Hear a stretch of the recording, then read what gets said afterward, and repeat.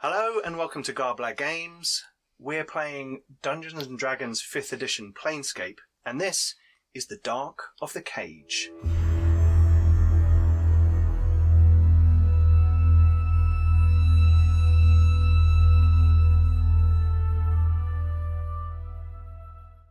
Hello and welcome to the first episode of our brand new show, The Dark of the Cage.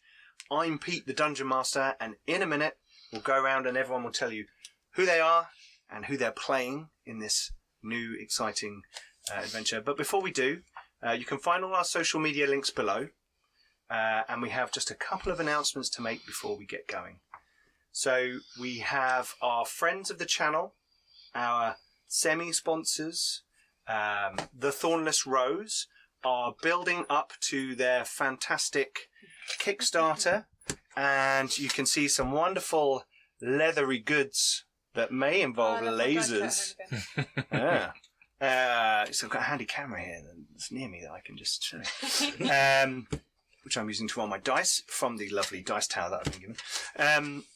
They do wonderful things. They're going to be at the UK Games Expo and various other events. Yep. You can go over to their website. We've got links below for them. And there's going to be a Kickstarter for these awesome D20 dice bags they're like a kit that you get with some lace and leather triangles and numbers and stuff, and you kind of put it all together and you've got this cool die that you can roll, stuff in it. but also holds a load of stuff. Loads and loads and loads of stuff. So that's very cool. Oh, even more stuff. Loads Your of warp stone dice. Yeah, they're Morgan's. Heresy. Our other announcement is that we are supporting Diabetes UK. We have set up a Just Giving page, which we have a link for below, and we are raising funds to support those. It's a cause close to my heart. My nephew George has got type 1 diabetes, and I spent the Easter weekend with my sister and her family, and we had a long discussion about all the kind of challenges and pitfalls and dangers of small children having to be monitored constantly throughout the night. And it made me think, hang on, maybe we can all do something to help, and we can kind of contribute to that. So please check out the link below. We have a modest target that we're trying to get to. If we hit it, then we'll just set up another one and we'll just keep going. So we've already had some donations, so thank you very much, those of you who have donated. But please check that out. We're trying to do a bit with our kind of modest community. Cool. Okay. I'm trying to think. Our other shows. So we've just started a Dark Heresy show, which is called On the Edge of the Emperor's Light. Yes. And several people in the room are involved with that game. I'm very annoyed that I can't get to play in it. But I've watched most of the first episode and it's a lot of fun. There's flamethrowers involved, so go and check that out. Yeah, there were. Yep, it's really cool. We also have Star Trek Morpheus, which I do get to play in, and I am the Cardassian science officer Griot Tovon, and that's a lot of fun. We're tackling with Jem'Hadar at the moment, which is always fun. And we also have Vostok's Chance, which is our 1990s Running Man meets American Gods. Yep. Meets Power Rangers, meets Die Hard, meets references. Yeah, absolutely. So, if you want to hear some of our players play characters reviewing films that came out in the 90s, then watch Vostok's Chance. To do that. I know. A show of you in character reviewing films.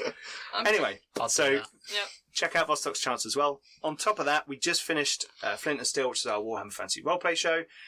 And we have Masters and Monsters, which is our Mage the Ascension show. We have older shows, but they're not as good quality in sound.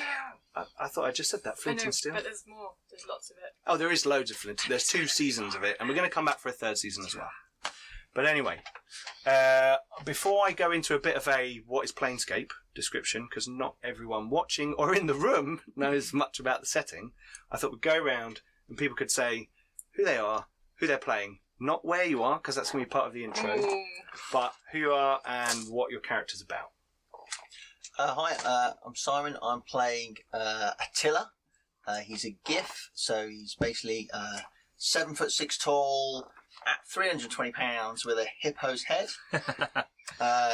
He's currently toting a rapier. Yep. And a pistol. Yep. And he's a rogue. He doesn't use lockpicks. He uses small demolition charges to open. Yes, little bits of gunpowder. Cool.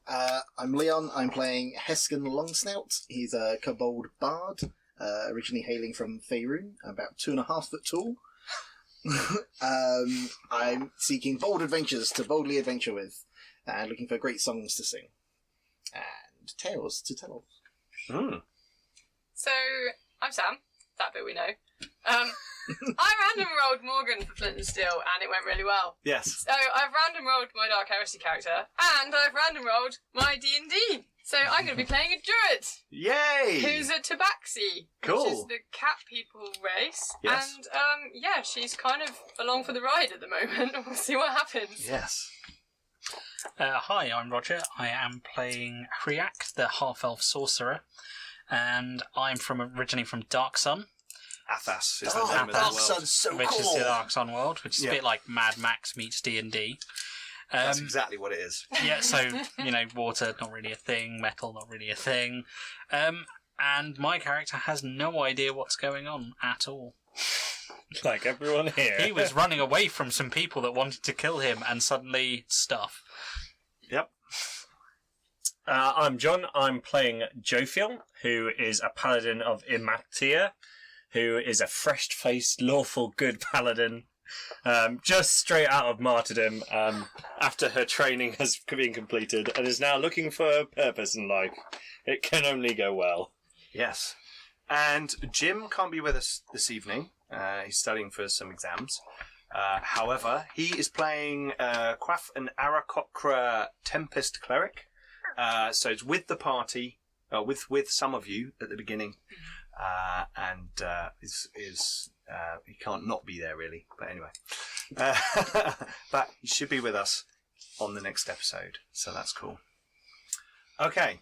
So also, just like to point out, Simon went to the midnight showing of Avengers last night, so if he's yawning like he just did, he's just a bit tired. He's all right. That's He's got because some I've coffee. not had very much sleep. Yeah. Well, I'm committed. Excellent. Good man. Right. Okay. So, Planescape. What's it all about? Well, Planescape is the span of the entire multiverse in the D&D world. In the 5th edition, there's been a slight change to the cosmology and multiverse. I'm winding back the clock to 2nd edition with the traditional box set for Planescape here, which I have and love. And we're going back to 2nd edition cosmology, but with 5th edition rules, because I like the rules. So, I've got a couple of images to put up on the screen. And that may be interesting for people if I can see the buttons. There we go. I see, that is so much more useful, because I was going to say, shall I pick up the thing? And you're like, Yes. no, I've got Okay, it. so whilst I'm describing it, have we got all of those out in front of the players? No, we've only got one of them out. Here we go, here's the other one. So, on the right, what we can see is the structure of the cosmos itself. And I'll put this down for my players so you can see that as well. Yay! So, in the top right, we have the prime material plane. And within crystal spheres reside all the worlds that we know as that's the my house. traditional D&D settings. So that would include Athas, that would include Faerun, Ontoril, Mount Celestia. Kryn, and all that lot.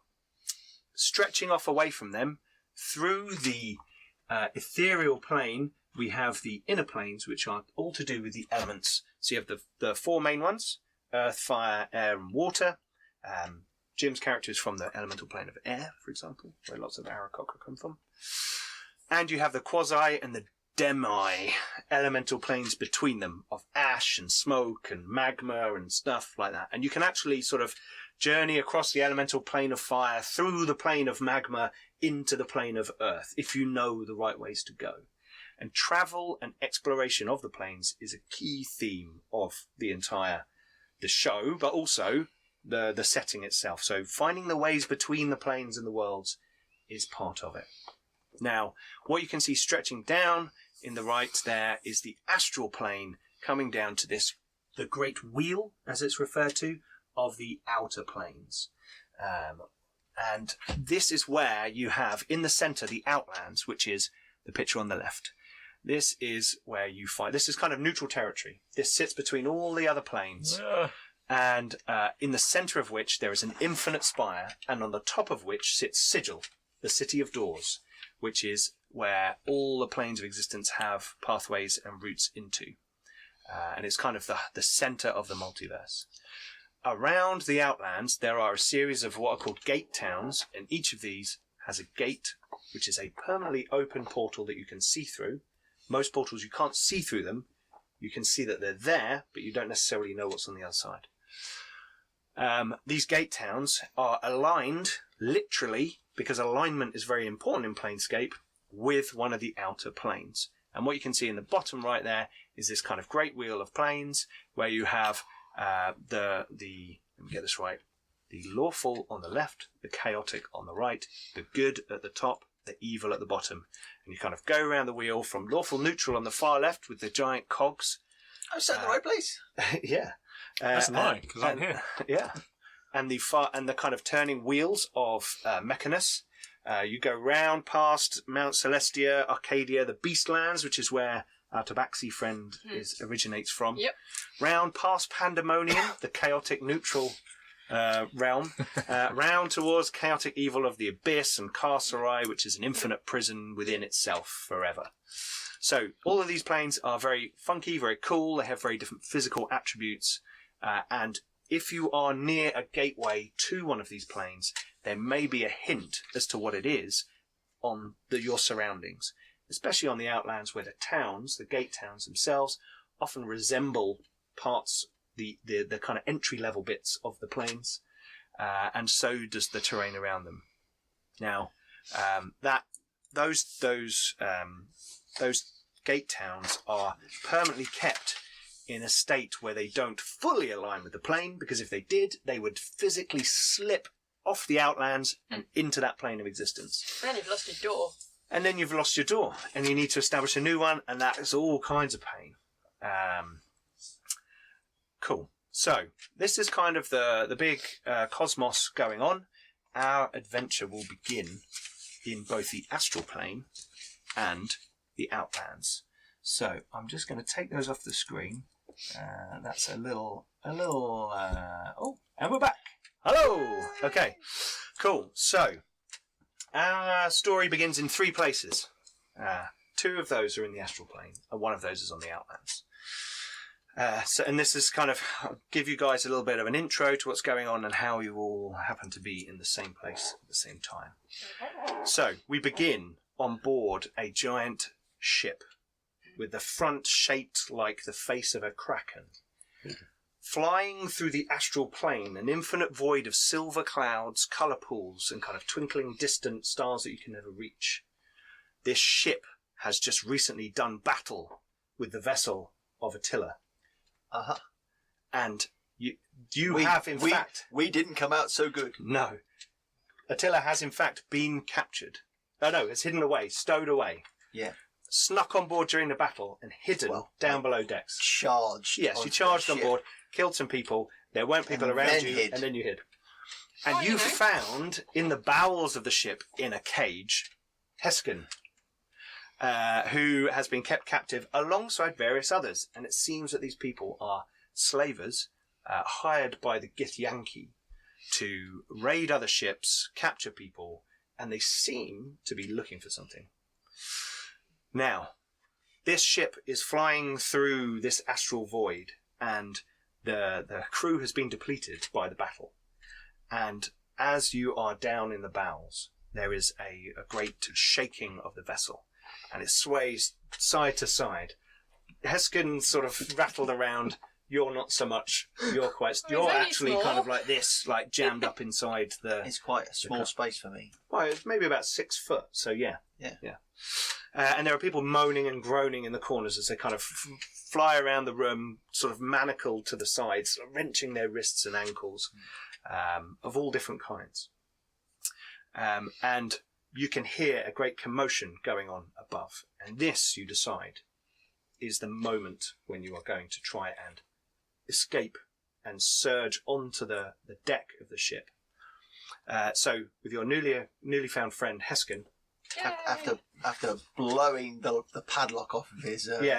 Timed with a clash of the astral storm outside, you free him, and the two of you make your way up onto the deck. And as you do, you can see that Heskin, this is a very alien view for you. You've heard stories of these things. People talk about the astral realm, and it's a gateway and a channel on to other realms. But you've always thought it's kind of stories. Whereas, Attila, you've flown this, you've gone around the crystal spheres, you've been on a Spelljammer vessel yourself. And to the left, to port, there is spinning a giant arm, a huge, massive, gargantuan arm, which looks like it is made out of calcified rock, a grey, cracked and pitted surface. This you know to be part of a carcass of a dead god. And this is floating through the void beside you. And the ship is sailing or flying, or do a bit of both, alongside this thing. And sort of eagle-eyed people, hobgoblins on the crew, are looking across it with telescopes and other means to see if they can see anything on it. As they're doing that, astral conduits, which are like, in Stargate, the kind of tunnel that goes from one Stargate to another, that kind of thing, or the Abyss, they look sort of watery and dimensional door at the same time, are snaking all around in a confluence that you've never seen. This kind of, that is worrying you, and it's lashing all around. And the crew around you are either scared about this or looking at this giant arm, which is huge, like 50 times the size of your vessel. And the hand at the far end is kind of clutched like this. And you hear, very distant, the sounding of a strange horn, like a long alpine blast. And around you, the conduits lash in towards the hand. And as they do, you charge forwards and you get to the helm. And there is a hobgoblin staring, mouth agape. You put your pistol in his mouth. Pop. He's gone. And you jump onto the wheel, the great wheel of the ship. Off to one side, you can see a mage who is kind of trying to wrestle control of the vessel, because in the astral plane, your mind controls your body, not your muscles. So your intelligence is how you move through the astral plane. So that's probably why you guys are in trouble. As this is going on, you stand there, you grasp the wheel, and ahead of you, these conduits swirl around you. And as you turn the wheel, I don't know whether you want to steer away or towards it. You go towards the hand. Okay. Towards it. These conduits lash in, and one of them kind of phases across the deck of the hull. And as it does, it feels almost like the parts of the ship that are in there before the rest of it start to move suddenly. But it's so quick that it kind of all catches up to itself. And suddenly you are being propelled down an astral conduit. And people are flying around the deck, grabbing on. Heskin grips onto you. You grip onto the wheel. And this ship flies through the astral conduit. Anyway. How do we say your name again? Hriak. Hriak. You need a pint of phlegm in your throat before you speak. Hriak. You have been darting through the streets of Tyr, the dust-filled streets, the sun beating down on you. Even at night, this city is oppressive, and the Sorcerer King's forces have been chasing you into this dark, kind of warren-y area of the city that you think you could hide in. You know that there have been strange disappearances going on in the city, and a new group known only as the Mercy Killers have been seen about the city, armed with fine weaponry, and they have been moving about and doing the kind of the behest of the Sorcerer King, backing up his army, which has been recently sort of battered in a war with one of the other city-states. So you've been kind of running away from these people. And there is a Templar that is following you. These are kind of warlocks that are empowered by the Sorcerer King themselves, in my 5th edition version of Dark Sun. And this person has been following you relentlessly, and they are known as Elshin. There we go, Elshin. So Elshin has been following you on your heels. Their name is not important, which is because you're about to disappear somewhere. But some mercy killers have been sent after you, and these large brutes have been tracking you. And you make your way through alleyway after alleyway, turning corners quickly, hiding, dodging. And as you come to a final doorway, as you step towards it, you feel the blood in your veins heat suddenly, all the way through your body, coursing through you like some strange power. And as you step forward, what was a doorway seems to glow ever so slightly and mist up in the space between you and the room beyond. And you hear very faintly in the distance a horn sounding somewhere. Not from behind you, from in front of you, but not in the room. You're almost in two places at the same moment for a second. And suddenly you are in a silvery void and shooting down a long, strange sort of tunnel through, between, around, the strange colour pools floating beside you, and you sort of course suddenly through, past some sort of large wooden structure that seems to have sails and long tentacles on the front of it. Mm. You don't know what that is. And a giant arm. You've never seen a boat in your life. No. And a giant arm that's bigger than any arm you've ever seen. But it's as it all passes by you in a mere moment. And as you fly past, you hear again this horn. And then suddenly, boom, sunlight. But no, it's really cold. And you're suddenly blue sky and strange white clouds. I've never seen white clouds before. Normally they're sort of dust clouds or, kind of amber things that you hide from, that kind of thing. You get inside when the clouds come. And as you sort of fall down, you see below you, astounding to your eyes, a body of water the size of which you have never seen. This itself is the city of Tyr could fit within this body of water 10 times over. And you're falling through the air. And as you start to fall, and you sort of get sort of halfway down to the ground, you are suddenly profaning the entire way. Just pulling out a bit of parchment and a bit of charcoal. Bugger. Suddenly, should have spent this on beer. Yeah. There's a ruffle of feathers, and you are snatched out of the air. And as you turn around, there is a strange looking creature with a bird head, large wings. Oh, and I've seen them. Yep. And this is an Aarakocra. Yep, they're in Dark Sun. Yep. But wearing armour that has kind of metal components to it, metal buckles and straps. It's light armour, but there's definitely a metal component to it. Guy must be minted. You are confused by. And the Aarakocra says, I'm here to help you. Hold still. You do realise that you are kind of still kind of flailing. And you kind of stay still for a moment. And the Aarakocra starts to turn to fly down. And as it does, you look up, and above you, you see this large wooden structure with tentacles out the front of it and sails that are kind of tearing apart and splintering, and a mast that shatters as it does, squeeze through a strange non-existent portal in the sky and start falling towards this sea, this huge boat. You guys are on board, holding onto the wheel, and the ship is splintering and tearing around you. Hobgoblins are like clinging on. There's one clinging on to you, and there's people around. There is a wizard that you've seen who is piloting the ship, who the Spelljam, who flies away.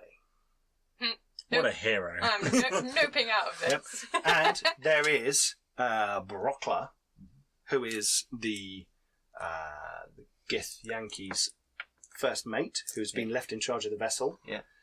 She is holding onto the stub of the mast and roaring some horrible profanities in Goblinoid that you don't know, unless you speak Goblin. No. No?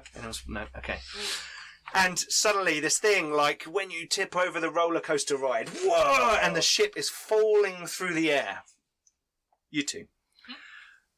Jophiel and Echo, you and Quaff have been adventuring together for some time.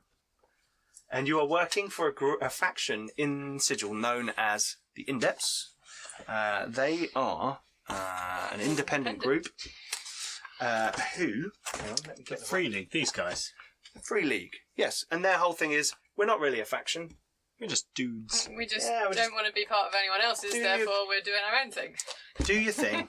Sod off, I don't need your mumbo jumbo, Free League. is their quote. Their philosophy, this ain't no faction and nobody tells us what to do. Keep your options open. Nobody's got the key to the truth. And so far, that has kind of served you. You guys don't know Sigil very well. You probably know Sigil a bit more. Yeah. Because your power, Ilmeta, has sent you there occasionally with errands and jobs to do. Powers are not allowed inside Sigil. Only their proxies and their followers. I am a proxy. The last power that went into Sigil is the dead body that you guys just flew past in the astral plane, and the Lady of Pain destroyed that god. So She's the boss. she is the boss, and she's the Ta-da! mascot. The mascot of the setting, and she is a gargantuan woman with a wreath of blades around her head. She floats around the city, and if you see her, you're dead. Well, not really. If her shadow touches you, you're flayed alive, and she can instantly transport you to mazes within the bowels of Sigil that you will be in forever and go insane. Lots of fun stuff. I love Unless you're Planescape. really, really lucky. Yes. Anyway, we're not in Sigil at the moment, but Echo, you've been there once or twice. Mm-hmm. It's a city. Don't really Even like though it's quite cool, it is a donut. It's a torus Yeah. shape, and the city is on the inside of it. So above you and around you, there is city. So it's kind of like a little mini ring world. It's like Halo. Yes, but not as big. It's kind of like I was gonna go donut. with something else, but okay. It's kind of like a donut. Inception. Anyway, Yeah, well, that. you have been doing various jobs and quests, as Jophiel would like you to think of them, for mainly your faith, actually. Nice. And out of Trade Gate, which is in one of the cities on the Outlands, that leads to Bitopia, which is where your power resides. You can literally, if you're lucky, go and meet your god. They exist there. And on all the planes, there are gods of all the different alignments, persuasions, races, all that kind of stuff, including the Greek pantheon, the Norse pantheon, And Scion! and everything. Yeah, and Scion. I think Meet Jim's, yourself, I think That would be Jim's one hell of a character. crossover. Yeah, I think Jim's character worships Thor. Oh, cool. So, well, reluctantly. Anyway, we'll let Jim talk about that next time. So you've been questing together, and recently the Indepts have asked you to head to this area because there's been a big influx of primes, who are people from prime material worlds. You are not primes, you are planars. You are from one of the planes. There are also a group of people known as petitioners, who are those who have died and gone to their heaven. All the petitioners on the plane are like, they love it, they want to be there, that's where they want to be. If it's torturing each other, if it's fighting on Isgard every day and dying and coming back the next day and going, hey, great battle yesterday, let's go again. You know, there's all this kind of weird and crazy stuff going on. You guys are planars. If you do die, you will become a petitioner somewhere. You know, there have been adventures and stories in Planescape about going and finding someone who's died and trying to get them back, but petitioners don't want to leave. They want to stay on their plane, you know. Anyway, so lots of primes coming from prime material worlds. This happens all the time. You know, occasionally random portals open up. People wander in to Sigil like, oh, where the hell am I? What's going on here? Bit lost. And someone points them towards a faction and goes, hey, clueless, go over there and talk to them. You There's guys, more than usual. more than usual. A high number of them are coming in, and a lot of them on the Outlands, and a lot of them in the surroundings of Tir Naog, which is a large body of water. As I said, it's a nice verdant realm on the edge of a body of water. Mm-hmm. And near there is an island where you have been directed to through a portal from Sigil, from somewhere in the Great Bazaar, which is kind of the headquarters of the Free League. And you have arrived on this island with report that there will be possible primes coming in. Maybe you should investigate the area, see what's going on. And as you are sort of looking around, you see a portal open in the sky. And Roger's character... What does your character actually look like, Roger? He's relatively scrawny. He's quite tall, though. Yep. Dirty blonde hair, Mhm. green eyes, quite tan skin, wearing clothes that would have once been very nice, but have seen much, much better days. Mhm. And yeah, it's kind of in dark colours. Yeah. And Okay. is falling and swearing a lot. And Kraft says to you, I'll sort this out, shall I? Yes, if you would. And flies up into the air. And as you see your Aarakocra friend fly into the sky and sort of fetch this person from the air, you are aware, Jophiel, that reports have come in from those primes that have made their way into Sigil that a lot of them have come from a place of great suffering, which is why you are interested in this, because your deity is all about suffering. Stopping suffering. And as you're watching Quaff kind of rescue this person, you see above this ship, this Spelljammer, a slaver vessel. You know these kinds of vessels. Yes. These are slaver vessels, and you know that this ship will be full of people who are Enslaved. enslaved and suffering. And you watch as people and sort of bodies are falling from this ship. You guys are on board the ship. You're in midair, and you guys are on this island where there's a nearby sort of broken down tower where one of the doorways is a portal to Sigil. So there's no kind of resident people on the island, and you are kind of standing there looking up. And this is how all of you come to be in the same place at the same time. And the ship is falling through the sky, and Quef has kind of started to fly down. He's kind of chipping it down to get you down there. And the ship is it's quite high up, so you're falling, so it's going to take you a little while, but you are going to hit the ocean at some point. You can see beneath you a great body of water. It's like a big ocean. It's like wonderful, sort of very clear blue, twinkly, beautiful. twinkly off it. In the distance, you can see an infinitely tall spire and Sigil on top of it, if that makes sense. So, what do people want to do? That is the scene. You're coming out. There are hobgoblins all around you. Brocklight is there. I think the first thing we do is look for a boat. Is there a boat around? I don't know, the first Apart thing I from the wanna do- flying one. There's a boat above you. Oh, apart from that one. How big do we think this tidal wave is going to be? I'm not too worried about It's falling quite far, so Mm-hmm. the impact might be quite bad. Is there a boat? Okay, so make the two of you make investigation rolls. Oh, our first roll of the day. Is investigation a thing? Yeah, it is. 6. Oh, 5. There's a boat. What did you get? 6. And what did you get? 5. So, There's a boat. Echo. No, this isn't like, did you do this? Is No, who no. found it. So, Echo, you see down in the reeds by the sort of shore, Mhm. there is a small rowing boat Mhm. just nestled there. It looks old. It looks like the bottom might be a little bit wet, but it's floating in the water. And there are a couple of oars kind of tucked into it. Okay. Looks like maybe someone a long time ago used this spot as a fishing point or something Mhm. when this tower was in use. Or someone who comes from Sigil here and it's nice and quiet, occasionally might pop out onto the water. Quaff says, do you want me to go and have a look? At the boat or at that boat? Well, you can look at that one. That's what I'm saying. Am I down now? Yeah, you've landed on the ground. No, Quaff, you look after the stranger.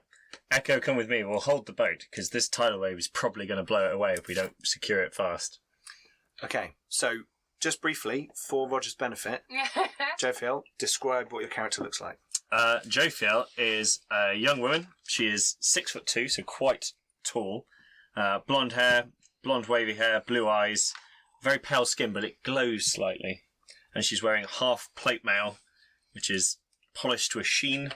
She has a symbol on her shield of a halo heart, crowned by 2 hands tied together.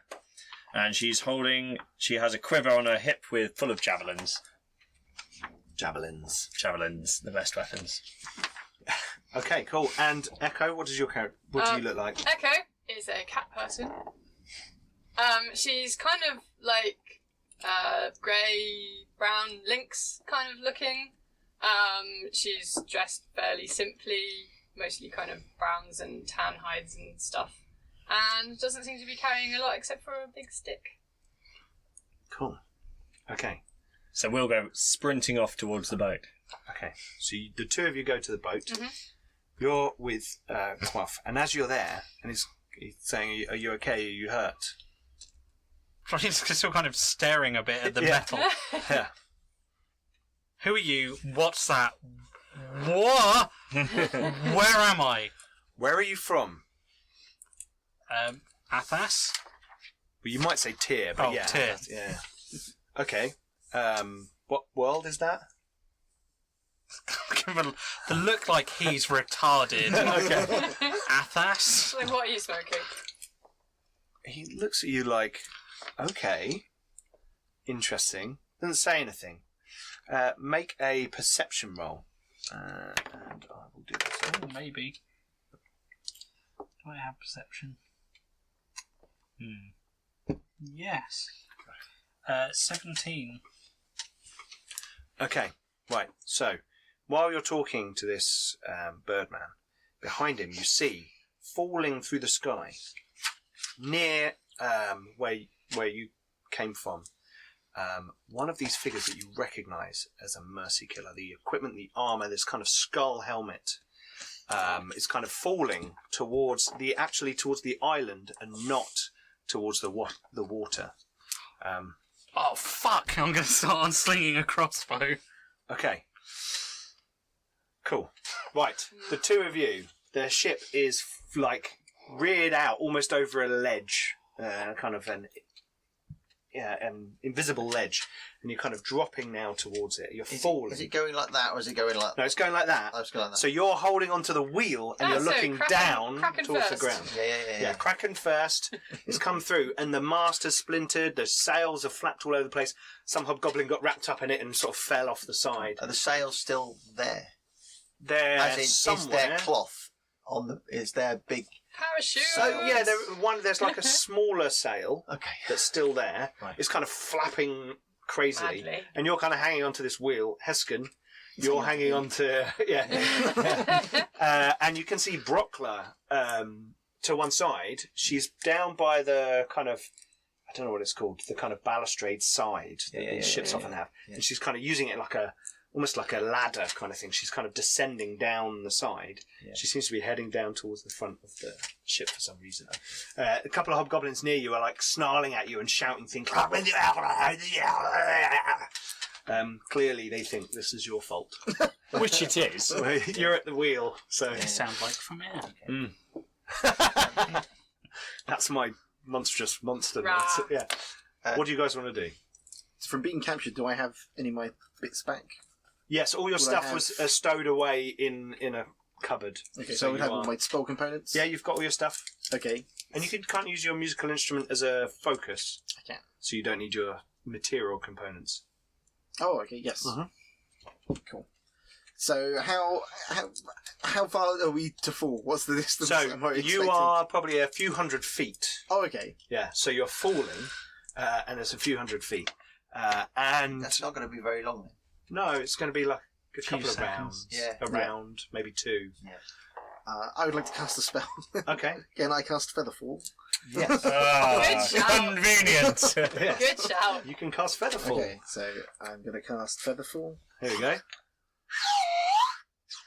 Cool. What just happened? He's Magic. He's a bard. He's just casting magic. He's a kobold bard. What kind of music? I didn't expect the musical instruments. It just happened. Nobody expects the kobold bard. That was genius. I loved every second. Cool. So, yes, there is a little play of a flute. Not a Probably flute. a flute. From behind. I can't wait till we're in battle and he's playing that. Yeah. And suddenly you have a feeling. Maybe someone I falls assume over. you're doing it on. Yes, on the terrace, yeah. Weightlessness. There are near you a few other survivors, Oh, okay. a few other slaves, and one of them is a Modron. Now, Modron is a small mechanical creature, and this one is a quadrone, so it's got a cubic body, little legs, little wings on its shoulders, and little arms, and it is gripping onto something, and it's saying, "Take me with you, take me with you, take me with Aww. you, take me with you." Okay, we'll take him with us. Aw. I should, if he's close enough, I shall reach out one of my big arms and Okay, you reach your big arm out towards And it, everyone and grabs it. 4 people. It's a huge arm. You knock a hobgoblin out of the way on the way through, and the Modron grips your little finger, which is quite big, and it says, "Thank you. You will be rewarded in Sigil." Oh, he's cute. Okay, so your spell name him Trevor. you can choose up to 5 falling creatures. Yep. So, me, us two, Yep. Modron, Yep. and so 2 other, the random slaves. There were about 7 other slaves. Oh. The youngest and no. What are you going for? Do you Old? have to do it on you if you're clinging to him? As long as you don't let go. I think you would. Otherwise, he'd just mash into just the inertia yeah, might yeah, happen. yeah. Yeah. It's all about inertia. Oh, Describe them. who are the people? So, gathered around you, you can see there is a female bugbear. Oh. There is a child orc. Oh. There is some strange human that looks maybe dead, but not. Maybe slightly undead, you're not sure.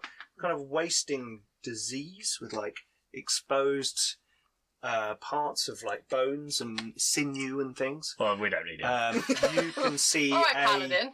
you can see a broad, hairless dwarf with tattoos all over its body, and it has around its neck a necklace crafted from kind of obsidian shards. A very strange looking individual in relation to all the others, and looks heavily tanned, as if he spent his entire life on some kind of desert world. And you can see a couple of elven children, a boy and a girl, and you can see a troglodyte who has been heavily beaten and is bleeding from various wounds on their body. So, Who's behind door number 2? do I know about the? I'm assuming I know a bit about Sigil and how the planes work. Yes, you do. Okay, so would I know of the fact that they don't die; they just go to their heaven? Yeah. Yeah. Yeah, well, they die. Yeah. They do die, Yeah. but then they go somewhere. So I shall. I would say I'd put my hand on his shoulder, but he's probably Yeah. online. Yeah. Oh, I should sorry. say, I'm assuming you're doing some kind of magic. Yes. As I'm no longer falling quite so badly. Yes. Well done, you. You're welcome. Yeah, there was a Thanks for little saving me. musical interlude. Yeah. Who out of the gathered folk are you saving? So the Modron. Yeah. Yeah. And then the orc child and one of the elven children. It's Sophie's choice. Which one, the boy or the girl? Oh. How would I tell the difference? Make a perception roll. Oh, is it daylight? Yes, it is now. I have disadvantage to perception Oh, in okay. daylight. So roll 2 dice and take the lower. Okay, 11, 8. So 8. Okay, the one with the pointy ears is definitely the boy. Okay. They've both got pointy ears. You're not sure? Okay, then the one on the left. Okay, pick the one on the left. Okay, so that one starts like lifts up slightly and looks excitedly at their sibling, who looks with a tear. No, not a eye. not a Like- slow If I not motion. cast it on With me, my I'm other- going to cast it on the with other my- elfin child instead. With my other arm, I shall grab the elven child, Okay, the other one that's not floating, okay, and hold him to my belly. My Okay. enormously robust and bouncy belly. so it's cushioning. Okay, right. So you cast this as you are within sort of 60 feet of the ground. Okay, That's good, because that's what it says on here. he knows how to do his magic, so it makes sense. Okay, so you cast this spell, and suddenly the ship is falling away from all of you. And annoyed hobgoblins curse at you. You see Brockler down by the front of the ship. She is torn down one of the sails, and she's thrown it above herself Clever. into the air. Clever girl. Did it work? Oh, 16. I think that's a success. And it kind of fills with air, and her arms, like the sinews on her arms kind of stand out as she kind of grips onto it. And she kind of floats through the air like, ah! Can I tell the elf to hold onto my belly and take a pot shot at one of her hands? Yes, with disadvantage. Is that okay? Yeah. 17. And again? Roll again and take the lower. That's okay. 13. 13. Okay, and what's your bonus to hit? +4 with my pistol. Okay. So that, I think that's a hit. Yeah. Okay, so roll damage. Oh, no, wrong one. Damage for She's my gonna make a roll to see D20. Wrong one. This is all kind of going on at the same time. So she has kind of glided. Oh, that's not very good, too. She has kind of glided, maybe 20 feet by the time you actually... So if you hit, she'd probably only fall about 40 feet. But, she fails, so she falls 40 feet. So she takes 3d6 damage. I only did 2 damage. You don't add the bonus for damage for ranged weapons, do you? The proficiency, you mean? You add Add your dex, I dex think. modifier You add your dex modifier. with your main hand. So if you fired 2 shots, your offhand wouldn't get a damage bonus. Okay. Yeah. Okay, so she falls into some trees on the island. Her descent has kind of been slowed and at an angle. She's kind of gliding in. And as you guys are standing there, sort of balancing this boat, as bits of the ship have like fallen down and splashed into the water already, this ship plows into the sea in front of you. And a huge wave comes out from it. It's not a tsunami, but it is pretty strong. It's enough to wash the boat away. And it's going to come and wash you away. So if you guys can make a strength roll. Oh, hello. 9. maybe. You're not there. You're not holding the boat. You're with Quaff. We're holding the boat. Yeah, and you saw the Oh. Mercy Killer That would have falling. been a So 16. Hold the boat. how did you do? 9. Wait, what? What did you roll on your strength test? What are we rolling on? Like a strength check. Just I that rolled and your just strength. D20. Oh, sorry. Add your strength. Or an athletics check. Sorry. Oh, that's slightly different. As I have proficiencies. So I actually got 4 plus 7 is 11 plus 2 is 13. Okay. So, we're rolling a d20, Yeah. and I rolled an 18, Okay. Cool. but I have no proficiencies in athletics. It's alright. But I strength assume modifier? your strength. Have you got a strength modifier? No. Okay, but you rolled really well. Yes. So 18. So- together. Together, you keep the boat very still. Mhm. In fact, Echo, you kind of find it easier from your innate sense of balance to sort of get in the boat and sort of balance it, almost kind of surfing the little boat slightly, Yep. whilst Jophiel kind of holds it from the outside. Mm. It's not massive, but you balance it that way. As you're watching, you see floating down to the water's surface a giant hippo man Mhm. with a kobold on top, clutching an elf, Yeah. and another elf, and an orc child, and a modron. You see this kind of cluster of people fall into the water. Right, so Hang on. ooh, they're dead.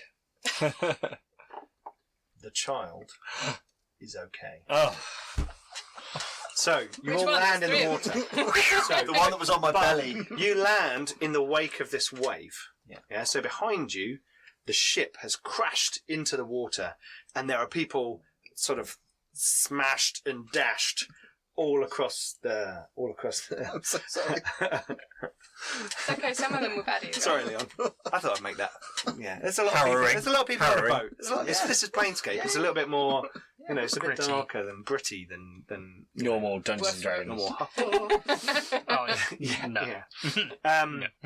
So this kind of wave in front of you is kind of washing ahead, and you can see now that standing on the shore of an island where there's kind of a sort of lean-to tower that looks like it's seen better days, and there's kind of scrub and bushes and reeds all around it. There stands a tabaxi and a ASMR who are steadying a boat. You can kind of see it on the shore. You're still quite away from each other.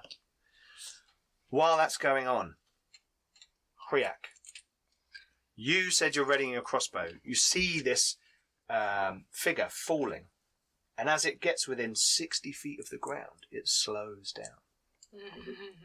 I'm going to shoot at it. Because that was the one that was chasing me, wasn't it? It's one of the ones that was chasing you, yes. And I'm not going to fight fair. Do you want any of that? Yes, please. Take that. Can you pass me your spell sheet? Oh, Thank you. controversial. Okay. That's a very good spell. We'd like that. Well, one. the reason for that is We can fall. You're dead. so you pull your crossbow out and you fire your crossbow. And as you do, it erupts into fire and flies away from you towards the creature, and you actually cast Firebolt. Cool. So the crossbow catches on fire. No. The bolt, as it leaves, it goes into fire. And, like, it's not a fireball, it's like a little bolt of fire. That's So one of you your make a spells, ranged though, spell that you've attack with your proficiency bonus and your charisma it's modifier. cantrip. used. Ah, it's a cantrip. That's even Yeah, I better. didn't want to penalise him with one of his spells. Just instantly loses a spell. I was going to do magic missile, but 16. so yes, that's a hit. And then there's your damage. 1d10 fire damage. Oh. 1. Take that! Okay, well you're Huzzah! well that's kind of appropriate because you're not focused on it. You don't know what you're doing. You haven't experienced this until now. You've been living on your wits on the streets, and magic. I'm probably more confused at what's going on right now. To you, magic is actually fairly evil. And incredibly The rare. world of Athas was destroyed by magic. There are two types of magic users on Athas: defilers and preservers. Preservers do their very best to not damage the world around them and are less powerful. Defilers, when they cast magic, they literally consume power from life around them and leave great swathes of destruction around them, and plant life dies and people suffer pain On your face. and all this kind of thing. So you've seen this in the past, the effect of magic. As you go to do this, you're like, "Fuck you! You're gonna die!" Your kind of anger, kind of boom into that bolt, turns it into fire, and it flies off and hits that person. You look down around you, suddenly worried that you will have destroyed this beautiful grass and trees around you, but there's no impact. And you hit this person for, what did you say? 1 point of damage. A whole 1. Hey, it's better than nothing. Okay, so hang on. I just need to make a roll. Oh no, I already rolled for that. Okay, right. So there are. Ooh, that's pretty bad. Let me get my. Sorry, I need to get my monster cards out briefly. Thank you to my patrons, by the way. You have been able to furnish us all with wonderful cards that will make it a lot easier for us to play Dungeons and Dragons. These spell cards and monster cards are pretty fantastic. They're very cool. They are very handy, and I've got everyone some nice little card sheets so they can tuck them in. And pretend we know what we're doing. This is Pretend the you know. Paladin spell cards. Yes. So thank you very much, patrons. Are we all magic users? Who doesn't use magic here? The guy with the gun. Ah, Yeah.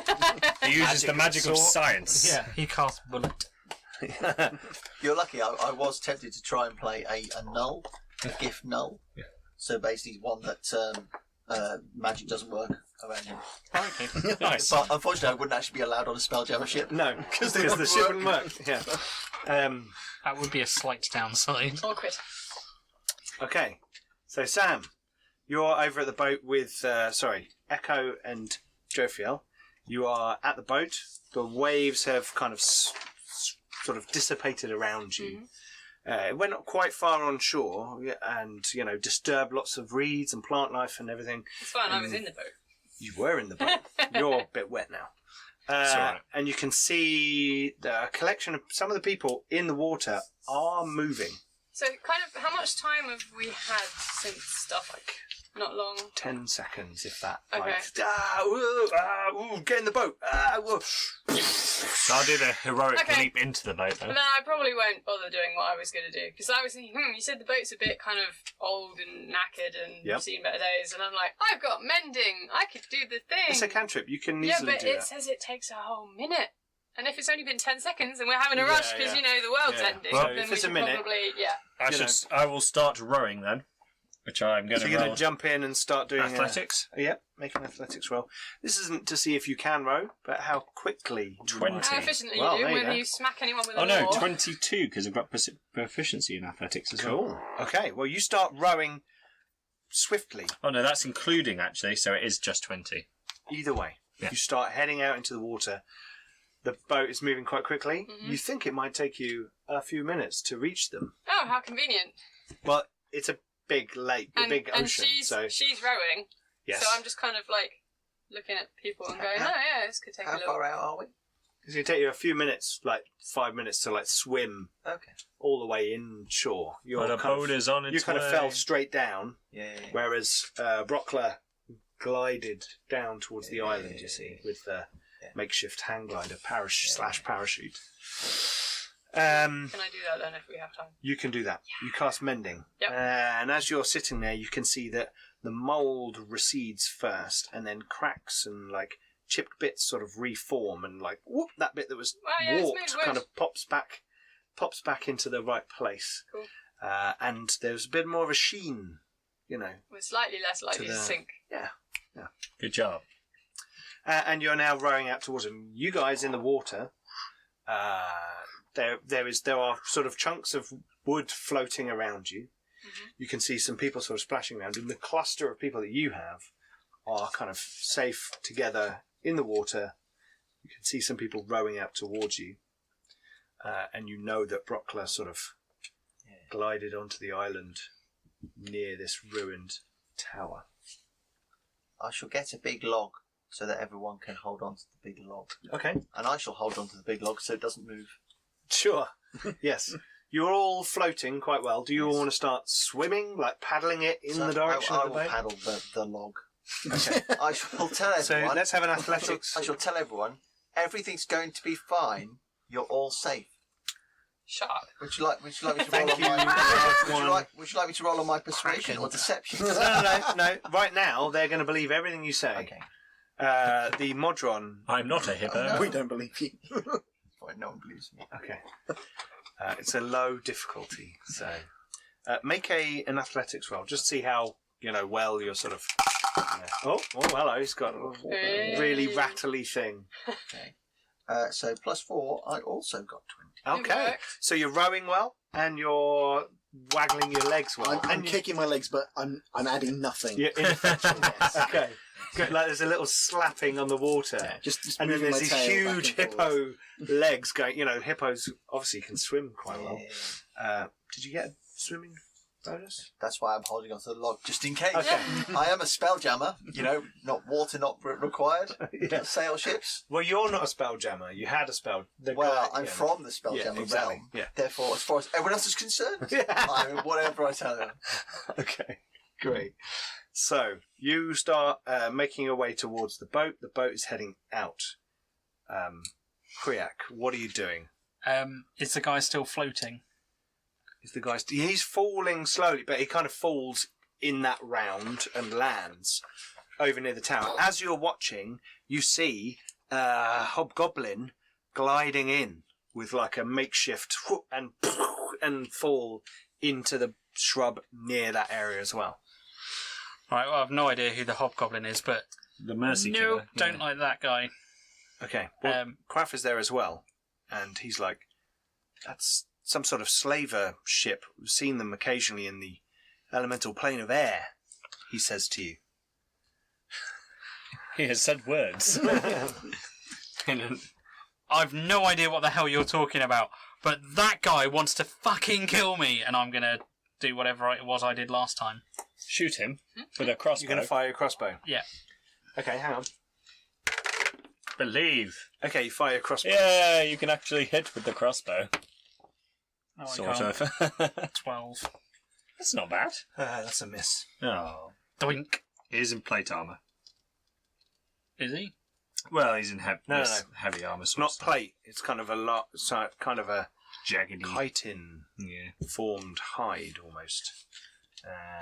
Yeah, which means that, and that means that. Cool. Okay, so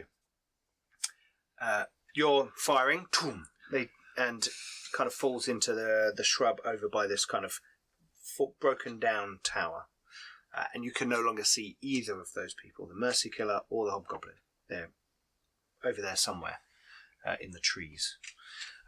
Right, you're on the boat. You rowing up. You kind of get to this group of people in the water. There is a Gif, large hippo person. There is a kobold. There is a modron. There is an orc child, and 2 elven children. There's a group of them, and they're all paddling along in the water. And you guys arrive. So you guys meet out on the water. Echo, get the children aboard. They're kind of splashing. And I'll hold my arm out for the kobold. Alright. Okay, I shall fish the children out of the lake. I'll pull up the They're kobold kind of and looking at you. place him in the Thank boat. you. And then I'll go to help The orc's like, "Ugh." the He's hippo got a man little snarl. Okay. and be like, you may be too large for this boat, sir. Yeah, as everyone else clambers on, I shall suggest that me even attempting to get in this boat will put everyone back in the water. I will get this group to safety and come back for you. Oh, that's fine. I'll just meet you at the shore. Okay. And I start rowing back. Can I just look to see if there's any other survivors? I shall hand you a Make a bag. perception roll. Ah, direct sunlight disadvantage. That. Okay. 10. This is gonna be It's fun. really You're bright. like, it is really bright here. It's a very clear blue sky. There's the odd cloud dotted around. I'd probably also look for survivors as well, being a paladin. 19. 15. Okay. Echo, you spot splashing around in the water a broad, hairless dwarf. Like, there's a look of absolute terror on his face, and he is splashing in. He's like incredulous at what he is waving his arms through. Is there enough space in the boat, or are we full of children? With the 2 of you and the children and the modron and the kobold, the boat's full. I don't need to be in the boat, but Okay. I don't take up that much space. Don't worry. Can you row? This person looks quite. Yeah, enjoy. Ooh. Well, yeah, but also he You doesn't. could, if you don't need to be on the boat. Or I can ride on his back. is there room on your tree? But I won't make much of a difference in the weight. I've got loads of room. I've now got a big empty log. Yeah. Can you get to him? Yes, I definitely can. Get He's to quite him. slow though. You know, the rowing is a bit more efficient. Okay. I could probably just push the log in his direction. You could just go boom like that and push the log up towards him. Yes. Dunk. I will And then he try not to punches. knock him out with a log. Make a ranged attack roll to not him. Just like it's low, you know. Okay, so That's your 13 dex. with my dex bonus of +2. So that's 15. Okay, cool. You push the log and it kind of he's sort of over there and the log sort of slides up next to him. And he grabs it like I shall with fetch. just his, I shall fetch him. his eyes are like wide and he's like I am coming, dwarf. Well, I know a dwarf. you think he looks like a dwarf. Oh, I know Yeah. dwarves. But he's got no hair on his head or he has no It's a lot beard. taller than a dwarf thing. a bit. You can't tell in the water. It's not, you know. Sure, And I shall make my way across. I think you'll find actually hippos aren't actually that slow in the water. This is true, unless you're holding onto a giant. The fact that I have guns and clothes. athletics, Yeah, proficiency. you're in not actually a athletics. hippo though. No. You're a person hippo. Okay, So it's okay. kind of. You're but a you're fine hippo swimming. potamus. You've already rolled well, hippo. so A you rolled a 20, so you hippopotamus. swim towards it. There's no problem with that. Yeah, I assume the bag that you've put in the thing is full of all your gunpowder and it's everything. full of my gunpowder. Okay. Yeah. There's not enough room. Nah. I'm joking. I will I start think rowing back. it was saved because it's fairly well wrapped. I didn't think, Pete, that you would give me guns and gunpowder. 17. And then in the You drop prequel, them in a the river. prequel, you would take my gunpowder from me. I get a 17 to row us back quickly. Okay, so you're going to row back to the. Yeah, now he's got the dwarf, and it is Okay, so quite a push the confident log, swimmer. you're gonna He is a swim hippo over. person. And I suppose I shall see if anyone else is in the vicinity. Apart from obviously hobgoblins, There which will not survive the experience. There are broken bodies floating in the water. You can see swimming off in a different direction a figure, like away from the island. Strangely, it seems to be swimming quite fast. My threat assessment suggests that I cannot That's do low. anything about that. Well, yeah, and they're going away, and it's like, you know, as far as you're concerned, the island and safety's over there, and Brockler is there. I shall note the exact point at which the ship sinks. Okay, well, it's at the moment it's kind of the ship is fairly broken now, and it's kind of teetering and listing. Well, a Spelljammer helm is probably one of the rarest and most Yes. expensive things Absolutely. in existence. Absolutely. So there is a large bubbling and like surges of air and stuff as different pockets of the ship are kind of exposed as it goes under, and slowly the carcass of this ship, which is fairly broken, slips under the water. You're not that far from shore, you know, for a shipwreck, as it were, so it's probably not that deep. So you guys make your way onto shore with the mule. It's not a dwarf, it's a I'll mule. shout out, Quaff, come and help me.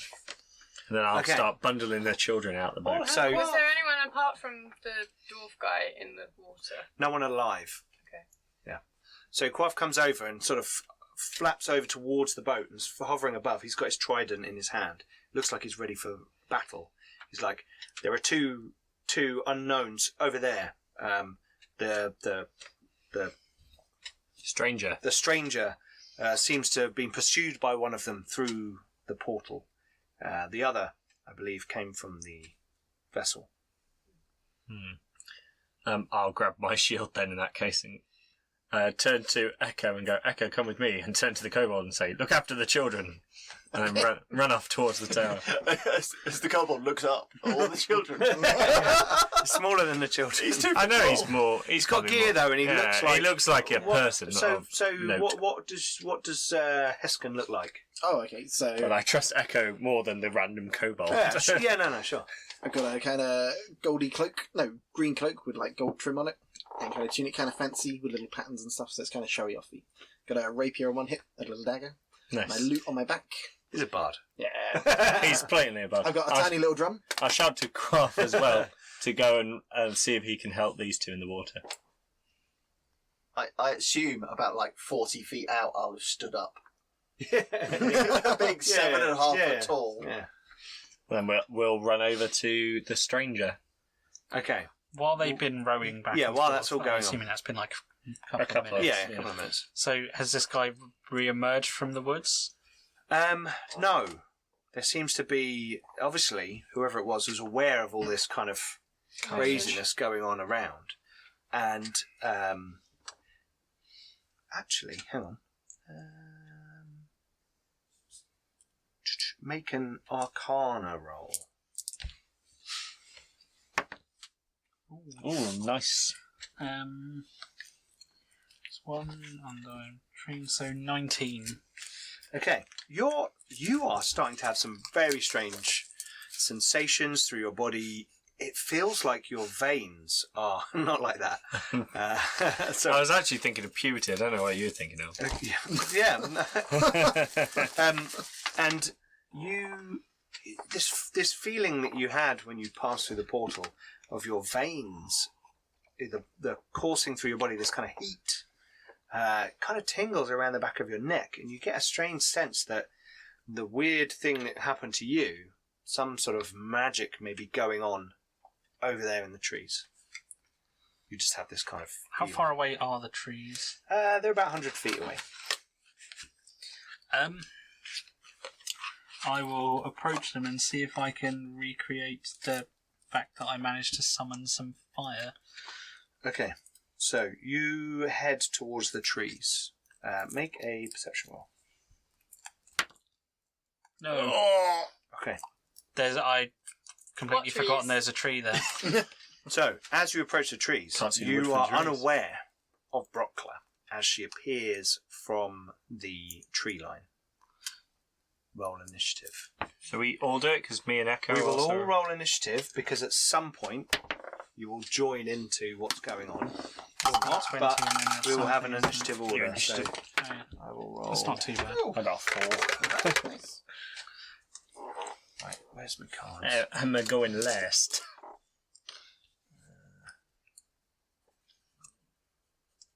Okay, here we go. So, right, so I got a 14. Anyone get higher than 14? Yes. Yes. 18. 18. Oh. Oh, who's got the highest normal dex Oh, bonus? hello. Oh no. Mine's +3. You're all Mine's- down, Pete. Oh, okay. Mine's less than +3. I rolled a 16. I haven't filled out if I have any bonuses. What's your dex to bonus? Dex bonus. What's your dex? My dex is 15, so I have a So bonus of 2. +2. So 17. 17. No, 18. You rolled a 18. 16, didn't You got a 16? Oh. Okay, so 3 of you are going on 18. Cool. So I had 14. Does anyone have... No? I got 14. You got 14 as well. Okay. I got a 4. Okay. So quick to react. So quick. Another one. Like lightning. It's fine, you do it And you got a 4. majestically. Okay. I'm getting my javelin ready. Just checking it. Just doing Not a that one. doing a Once stretch. Once you've thrown it, do you have to go and get it, or do you? I have a or do quiver. or do you ask Got a and they bunch of throw them. it back at you? The Games Master brings it back. It's Oh, no, sorry, that's a an homing. ARP. It's a homing javelin. Yeah. You should get a You small wish. urchin and give him a gold coin. What What do you think I got these elven children for? That's why I saved them. Okay, cool. So, first,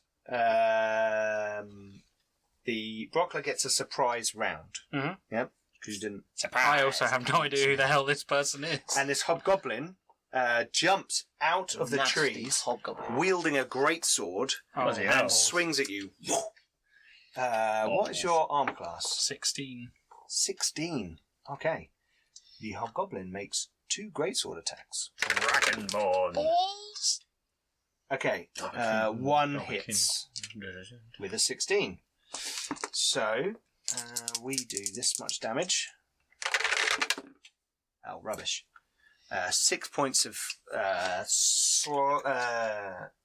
it's not piercing. Greatsword's not piercing. Slashing damage. Ow! Yeah, just Sorry. jumps out of the trees like... "Ah!" And the second one just kind of catches you across your shoulder. How many points of damage? 6. 6. Okay. How many hit points do you have? 16 total. Nearly halved him in the first hit. That's cool. No, it Okay. isn't. Who? Right, now we start the proper round, and Hriak, you are... Punch her in the face. Run away! I wasn't even holding... I cast Fist! Do you have Misty Step? I don't really understand my magic particularly. It's kind of, at the moment, it's kind of raw. Do you want to pass me your spell sheets? And I will see what's going on. So, what is the intention of your character? Ignore magic for a moment. How Initially, what probably... you think- Okay. Because I Trying have no to idea ward who off? this person is. Trying So- to ward off. Well, I wasn't Like really a- holding a crossbow. I didn't realise I was that close to the woods, to be honest. No, you walked over there, didn't you? I was walking towards it, but I was And then 100 you feet it's away. not- it's not- forgot where it it's not- was. there's- And then you- suddenly this person appears in front of me. I mean, you had some time to walk up there.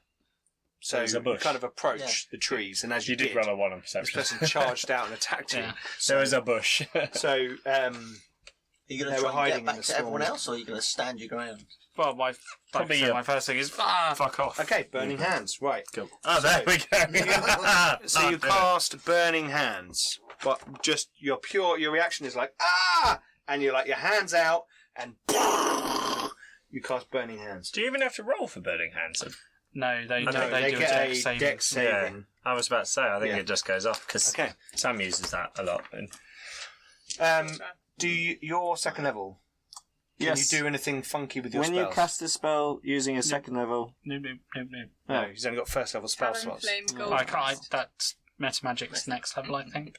Okay, I thought you had sorcerer points. I do, but I can only currently use them to get extra spells, I think. Okay, that's useful to know. Okay, so you innately cast Burning Hands, and this arc of flame bursts out from your hands, and you're like, whoa! You're doubly shocked because you've been surprise attacked and you've just cast And you've a set magical everything spell. on fire. So, they're going to try and make a deck saving throw. What's your spell save, DC? Oh, rubbish. 13. no, that's average. It's on. 13's average. Well, So I've got 13. I rolled a 7, plus 2 is 9, It's higher than mine. so that's a fail. So 3d6 points of damage. 10. 10 points of damage. Okay. She is burnt. Does she catch on fire? Does burning Viciously. hands do that? I think I so. don't No. think so. It's only a first level spell. Oh yeah. Flammable objects that aren't being worn Well, or they're, carried. you know, So if bushes the, and stuff. Because they can, like, just go. yeah, but the trees might be catching. Yeah. So, what's the arc? The cone? 16? 15 foot. I like how you because you're remember near this. some trees. So, like, a couple of trees sort of A burnt squirrel. singed on the edges. This gives you a little minor throwback to your world where the plant life around defilers is often destroyed. So I'm trying to open these spell cards without making a lot of noise, and Do you want it's me to kind of open? means I Do you want can't me to open? My actually do it. plan is then to do what any good Rest hero it. would do and run away. Okay, so, so That's you're going to a do move. that, and you're going to move away. Cool. So that's going to be an attack of opportunity. It's a no disengaging type thing. That's an action, Oh, okay. but your action has actually been to cast a spell. Alright. So what's your arm cast, sorry? 16. I will run She's got a 4. as fast as misses. I She's probably on possibly fire. can. Well, she's kind of patting out some of the fire and like surprised that you suddenly cast the spell in her face. Just as surprised as you are. and kind of confused by the look of shock on your face when it happened. And she like wafts her sword at you as you kind of run away, and you kind of manage to get away fairly cleanly, Like a hero. like a hero, Like a boss. like a boss. Whom is next? Whom is next? Next, we go to Attila and Echo. So we're going to say the boat has just come to shore. Mm-hmm. You guys have just stepped off, as it were, and you're all on the shore, which is 100 feet away from where Roger is, And but there's 80 a feet away from Flash Roger. of flame. There is a flash of flame, and there is a flash of steel. Oh yeah, Roger, the sword that this female hobgoblin attacked you with, which also she's wearing half plate that's made out of metal. The sword I think I'm is in a made fight of kings. completely of metal. What? Say What? I think I've just come to like an island of battling kings. Yes, something like that. And queens. Oh. And queen. I don't know what. It's just, what? I probably can't even tell with a hobgoblin. I'm not even sure if You it's don't, the hobgoblins don't exist on Athos, I don't think so. Some weird demon something thing. has Some just weird Braxat spawn has some kind of god, attacked you. the king thing. Some king thing. So what you do? Well, didn't he just say that there's trouble over there? Well, You can hear yeah, there's we're a running fight because going on. we said we're gonna leg it. Yep. But it's 100 feet away, and I can only move 30 feet. You can run, dash, Walking's 30. 60. Ah, then Yep. it's your turn, so you go first. Yeah, I'm heading over there. And Shall I doesn't a tabaxi move faster? Is that push? my No, I've imagination? only got base 30. Okay, right. So you can move 60 feet, running across there. Mhm. What are you kind of preparing yourself for as you go? Magic Depends or what I fighting? find when I get there. Okay, well you can see your new the stranger that has That was arrived falling out of the sky. being attacked by someone who has got a mercy killer Oh no, wrong person. A goblin with a greatsword. Which you assume is the person you saw hang gliding off the boat earlier on. Okay. Okay, so you're running. What's the range of a javelin, though? Oh. You don't have the range of your own weapon. I have all the other stats, but not Oh the my range. god, John. So, in terms of- Someone didn't Javelin. put range on their Yeah. character sheets, Pete. I think So... it's nature strength, isn't it? Watch it. Sorry. On the dungeon-themed character sheets that you can get on Drive-Thru RPG or on my Patreon. There's also a notepad that Roger behind you. showed me that I found so fascinating during Dark Heresy. So this is a dungeon-themed... Oh, let's block Leon out. So you write your character on the front, of and it. then make notes in the book. It's very clever. I was so That's on fascinated Redbubble. by that. That's on Redbubble. Distracted in Dark Heresy. And there is a Yeah. link Horrendous to level that. for the blind of us. I can't, but I'll have a look into that. Yeah. It's great. It's It great. would be nice actually if the first 3 pages were the 3 pages of the. Of It'd be a bit the like a dungeon-themed D&D character. character folio type thing. Yeah, like the Zweihander ones, which are really cool. Anyway, a javelin has a range of 30/120. So, in fact, from where you're standing, you could throw yeah, at that's in disadvantage. Or I could wait and try and get in there. How long is it? Do you have a melee weapon? Yes, it's my javelin. Oh, can you stab I in? can stab as well. Oh, okay, cool. But I will take a bonus action and cast Divine Favour on myself. Okay, and So- what does that do? I pull a javelin out of the quiver and its spear tip suddenly lights up with holy light. I get plus 1d4 radiant damage when I hit. Wicked. And how long does that last for? A minute, which isn't that bad. That's 10 rounds. Yeah. So I will then take the disadvantage after we've run 60 feet. Can I dash and throw, or do I have to? No, you can move. 30 I will and move throw. then. I won't throw as yet, in the hopes Okay. that we'll get closer. Okay, so you run 60 feet, so you're now sort of 20 feet away from Hriak, and Brock. We don't know. It's Brock. Her name's Brockler, but a hobgoblin. We'd White know what hobgoblins were, though, wouldn't we?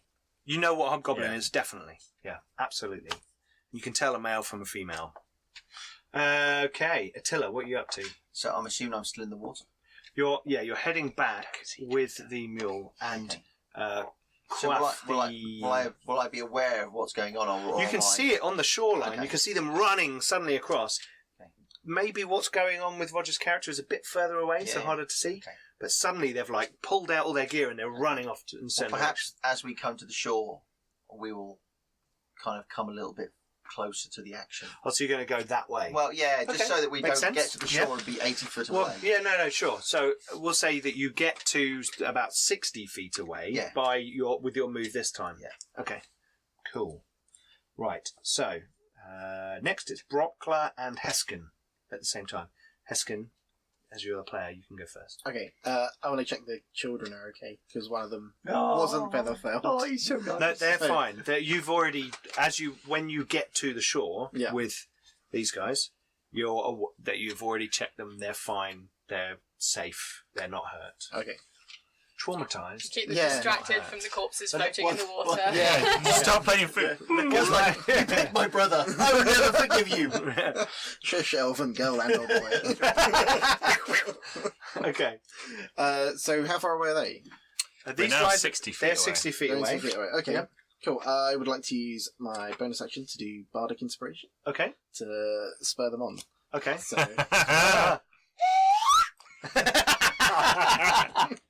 Okay, who are you inspiring? Echo. So Echo gets a D6 that can be Cool. added to an attack or check A in the next D20 10 roll. minutes. Excellent. Yeah. You can do it after the D20 roll, Mhm. but not before you've I determined say the whether or outcome. not you succeeded. Yes. Yeah. So really, I shouldn't tell you the DC Where of anything until you've rolled. Yeah. How Just bring up Asamir's rules. how are we on doing? this. Like dash being what full go on. Oh, you got it. full action, and then so bonus action.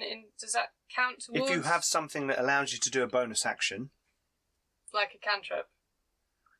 yes. Yeah, like let's my divine wind favour back is a slightly. bonus If you want to action. do a bonus action cantrip, go for it. Oh, just slowly. Okay, cool. Okay, so your Running staff. in. Well, like, if I'm running into a fight, then yeah, it seems sensible. how does your shillelagh manifest on your staff? Well, it's already kind of a stick. It Yeah. might just be kind of a bit more Sticky? spiky at the end. Oh, okay, cool. So like Like thorns, barbs and just thorns grow yeah. out the end of it. Nice, I like it. As you're running. Yeah.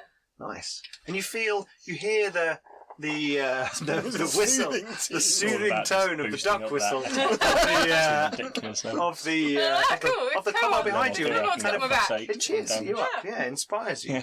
Right, Brockler is focused on you and is going to attack you again. Does she have to move and attack him?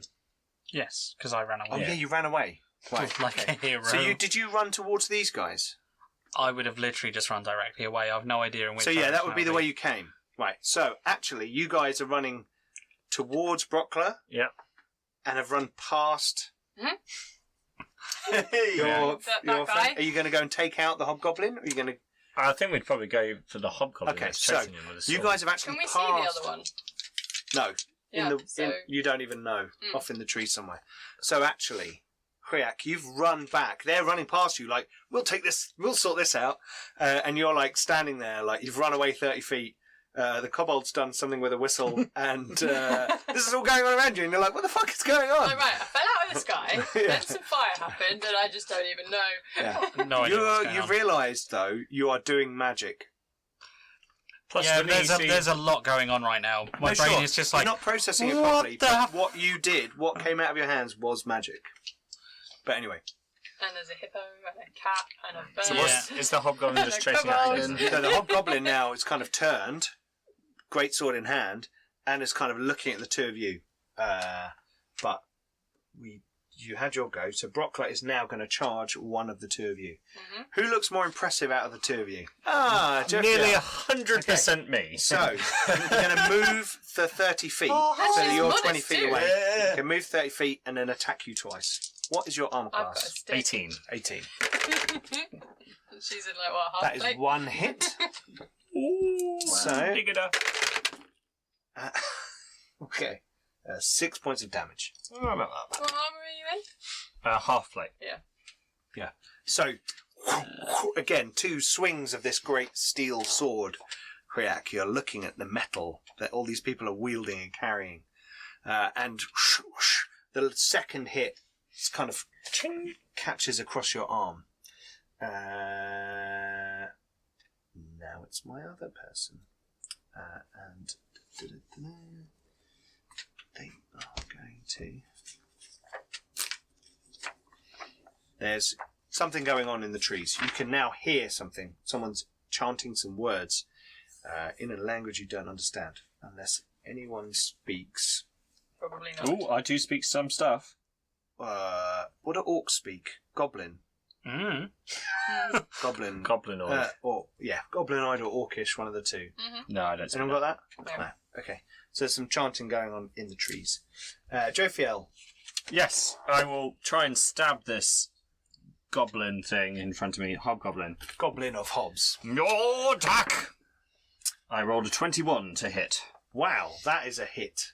And you have your... I have some super special javelin power. So you raise your shield and you strike with your javelin underneath, and there is like a shining light that comes off it as your weapon dashes forwards.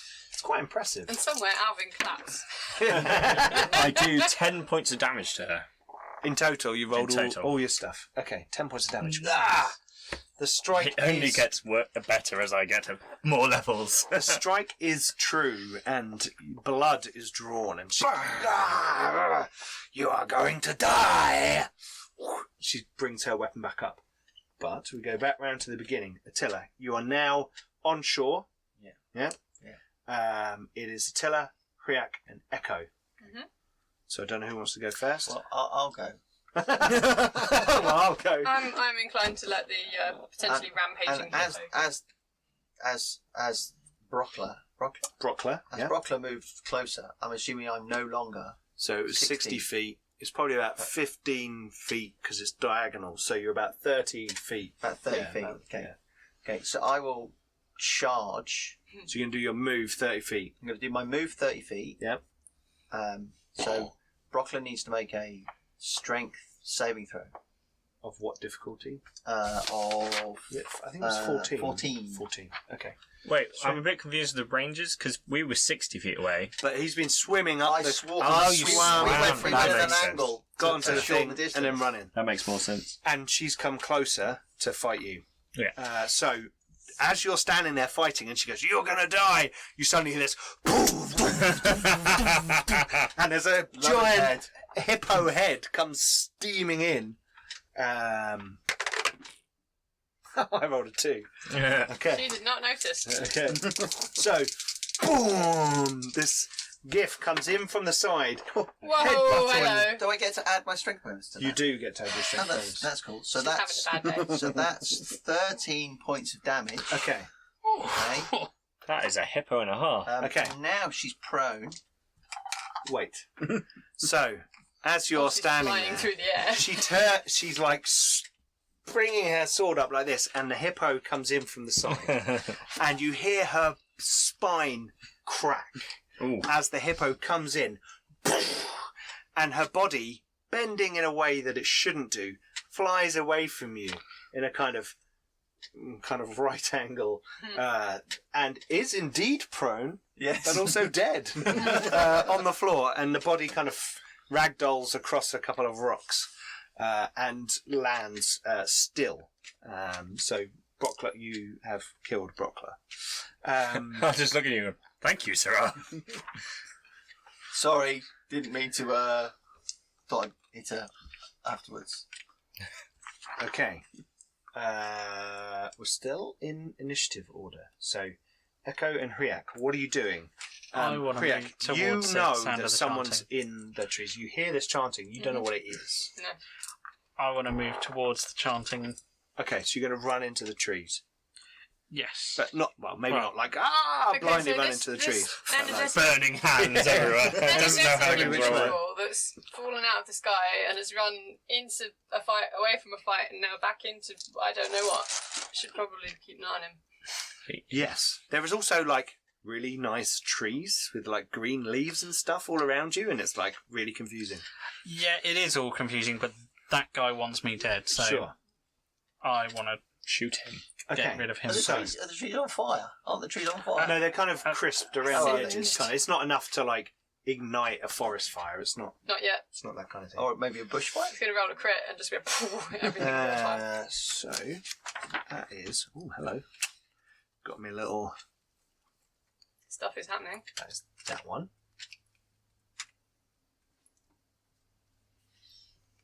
Yes, that's right. And let's get this one out. Okay, right. So you move into the trees. You move as you're moving in. Mhm. So you sort of step like 10, then 20 feet in. You can see off to the side there is this Mercy Killer figure wearing this hide armor. It doesn't actually look. Now that you're getting closer, they've always been behind you, always chasing you. You've never stopped long enough to sort of stand there and look at one. and look at them. You know, as you look at this person, there's just finished some sort of magic from the previous round. You can see that there's a faint glow across their body. The armor looks ornamental. It is not protective in any fashion, and it looks like it's designed to be intimidating. There's a skull thing on the face. There's like spiky bits, but it's all kind of loosely strapped on. It's not really of anything defensive. It's more Okay. for show. There's kind of horns on this kind of skull face, and you can see that there's kind of a grey-green skin underneath. Orcs don't exist on Athas, but this creature is like some sort of orc. But you don't know what that is, but it's kind of tusks in the mouth, tall, broad, chunky. Looks like the same dimensions, a bit taller maybe than a mule. The same kind of build, kind of strength in the Big, body. Yeah. Okay, I'm going to kind of thrust my hands out and hope, because I want that person to not be there. Okay, you cast Magic Missile. Oh, cool. Pew pew. You're like, go away! I don't know how it works. And 3 fairly dark. They're not actually that bright, these magic missiles. They're kind of this kind of umber colour. Streak out from you like dark suns. And they streak out towards this figure. So it's 3d4 plus 3. Plus 1 force damage. So 13 in total. 13 damage. Okay. that's not bad. Because they auto hit, don't they? It's Yeah. just 13. Yeah, they do auto hit. Okay. And as the strike this creature, it turns towards you. And this kind of suddenly looks like it recognizes that it's you. And it's like, and it's like, it itself looks like it's trying to do something. So in its turn, it's going to obviously Do something. cast something at you. Echo, you're kind of leaping gracefully through the trees, swinging from vine to vine. No. No, but you are one with the land, indeed, aren't you? Yeah, but not this land. No.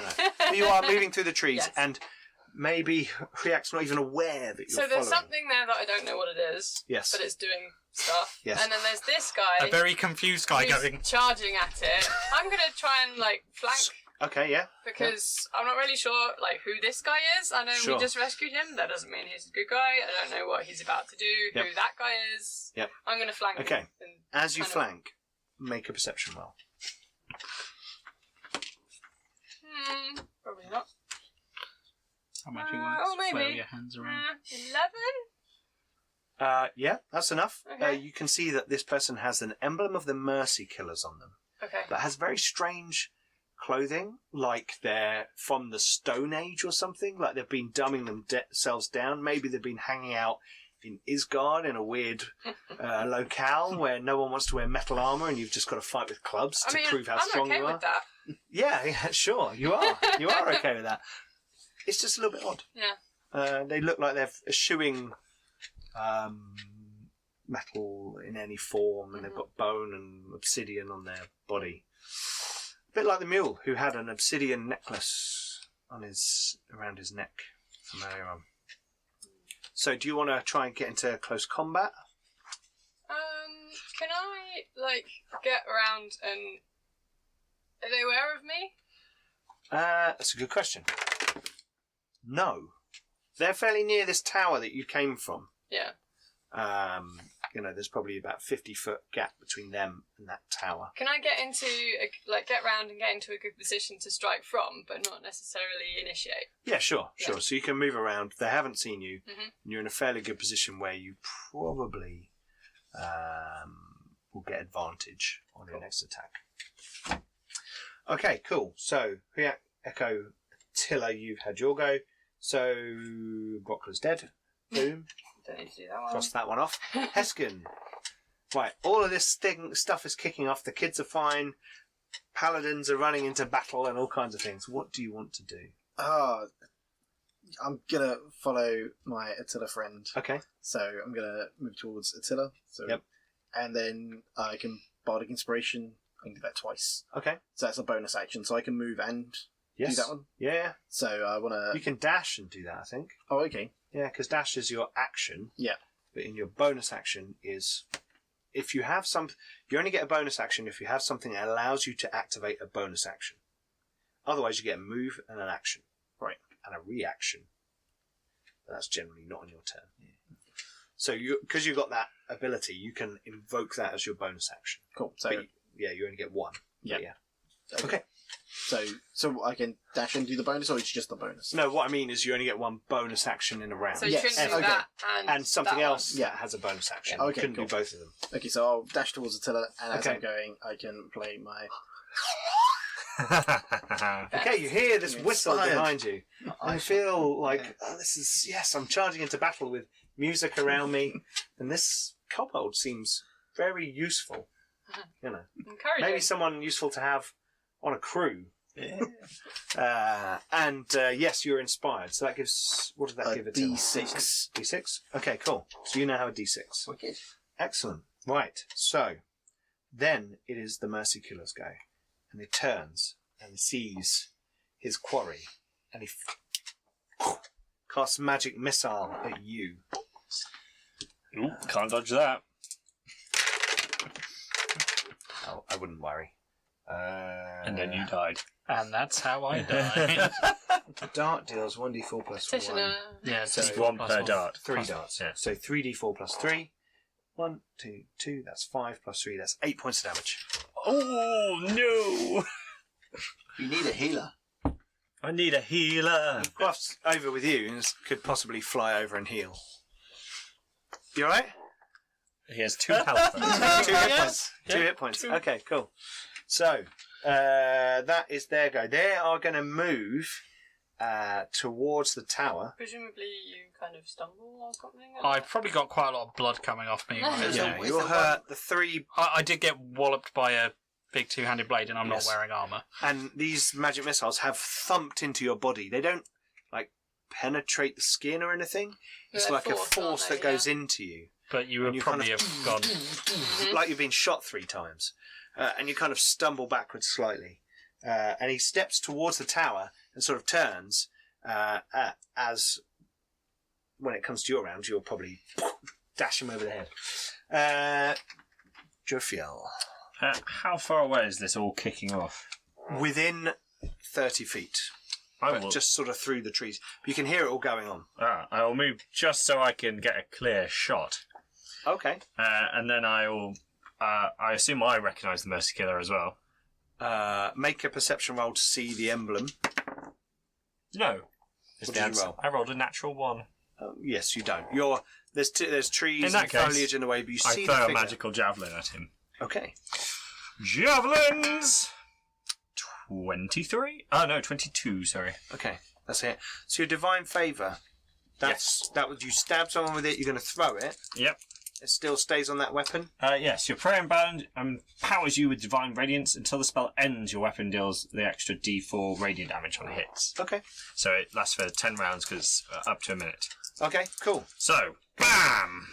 Not the best roll this time. 3, 4, 6 points of damage. Okay. So there's like a streak of sunlight through the trees as this javelin flies super fast, hits this Mercy Killer in the shoulder, and it kind of spins and turns. It almost saw you for a moment there, but then this javelin hits it, and it kind of turns and screams in pain. Attila, Hriak, Echo. I'm going to move after him and flail at him again and hope something happens. Okay, right. You cast I feel like we need to. I feel like we need to make some sort of roll. Can you pass me the spell sheet? Oh. Right, there are 8 spells on here, aren't there? Do you want a There are. D8? I'm trying to do How about something. you- I want him to hurt. You want him to? Okay, hang on. I'm totally going to Specifically want him to hurt. Okay, Like, roll a you're gonna d6. fireball with him or something, and I'll be stood behind 5. it. 5. Okay, you cast magic missile. Hey! Can you cast magic missile? Yes. Use a sorcerer point. Okay, No, well, I don't need- I don't need to. They're the normal spell slots. These Ah, are okay, the sorry. points. Gotcha. Okay, right. So, just while you're doing that, what are you two doing? Echo and Attila. Because are you moving into the area? Are you? So if I can move to him in a straight line. Yeah, you can't actually see him from where you are right now.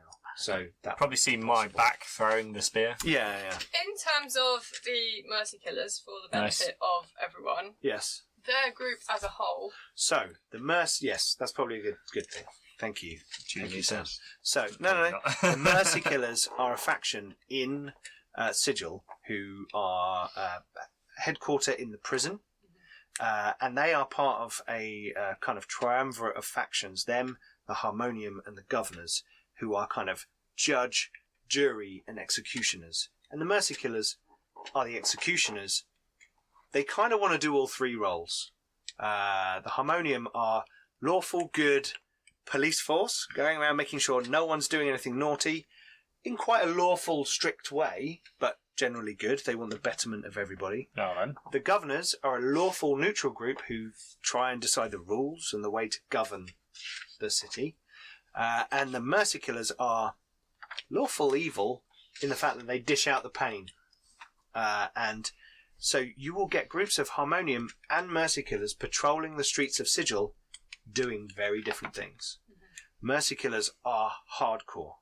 Their followers are true believers in the way that they want to do things. Their base is on Acheron, outside of Sigil, which is a plane that is just a collection of giant iron cubes floating through an infinite void, and it is a plane of constant war. And not like Isgard, where it's like a joyous battle and we better ourselves through Combat. fighting and we'll have mead tomorrow. If you kill me, I'll buy you a drink.